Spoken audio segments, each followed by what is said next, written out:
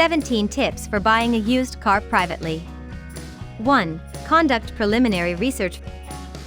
Find out more about the automobile you're thinking about buying. Look for any documented mechanical issues with that model.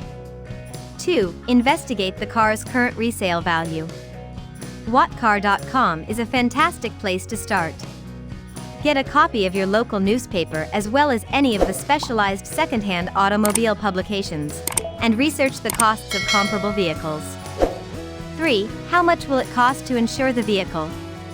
Getting a quotation or two is so simple on the internet. It will just take a few minutes. 4. Look at the car's other operating expenditures as well. Again, www.whatcar.com may be of assistance. Check that you can afford to keep the car running. If the car is more than 3 years old, insist on seeing the registration paperwork, including the MOT certificate, when inspecting it. This will also display the chassis number of the vehicle. 5. Ensure that all paperwork is properly matched to the vehicle.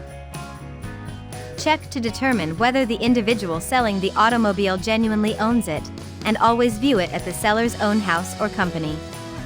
6. Confirm that the address on the registration document corresponds to the location where you are seeing the vehicle. If not, determine why. Suspiciousness is advised. 7. Examine the vehicle registration disc. Is it still valid?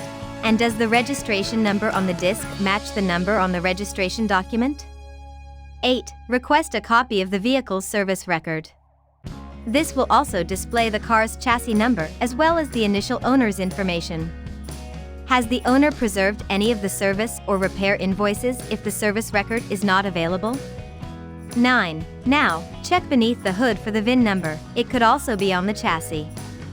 Check that the VIN number matches the number on the registration document and that the number stamped on the vehicle has not been tampered with. This will assist in guaranteeing that the car's identification has not been altered. 10. Bring a buddy who knows about vehicles with you, not just to look at the car, but also to be a witness to what is stated and agreed upon. Never pay for a vehicle on your first visit, and never be pressured to pay a deposit.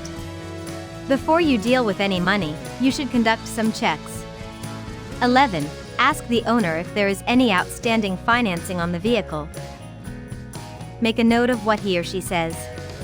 When you return home, use the RAC Vehicle Status Check to verify the information. Navigate to the RAC's website.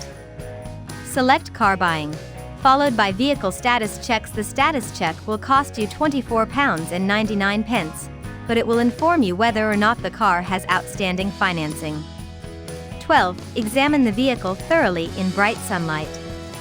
Examine the area for evidence of repair and accident damage.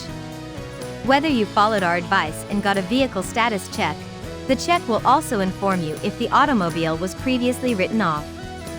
13. Check to see if the vehicle has been clocked. Keep in mind that the typical annual mileage is roughly 12,000 miles. Be alert if the wear on the automobile seems to be more than the mileage would imply. The wear on the driver's pedals may be beneficial.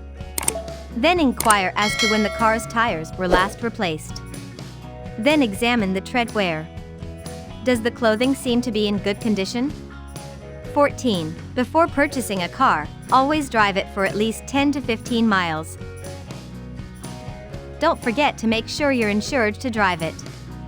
Do not presume that your own insurance will protect you if you drive someone else's automobile. Before you leave the house, double-check your insurance paperwork. If the vendor claims his insurance covers you, get a copy of his policy. It's better to be safe than sorry.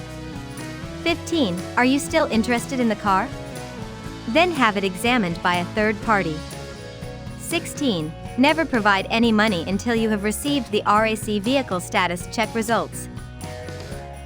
Even then, do not pay anything until the automobile is turned over to you together with its documentation. Always request a written receipt that contains the seller's name and address. 17. Finally, make sure you have insurance from the moment you drive the car away. Did you know that if you drive without insurance or road tax, the police may now seize and eventually junk your car? If the automobile does not have road tax, stop by a post office on the way home and get one. To accomplish this, you must provide an insurance cover letter for the car as well as an up-to-date MOT certificate.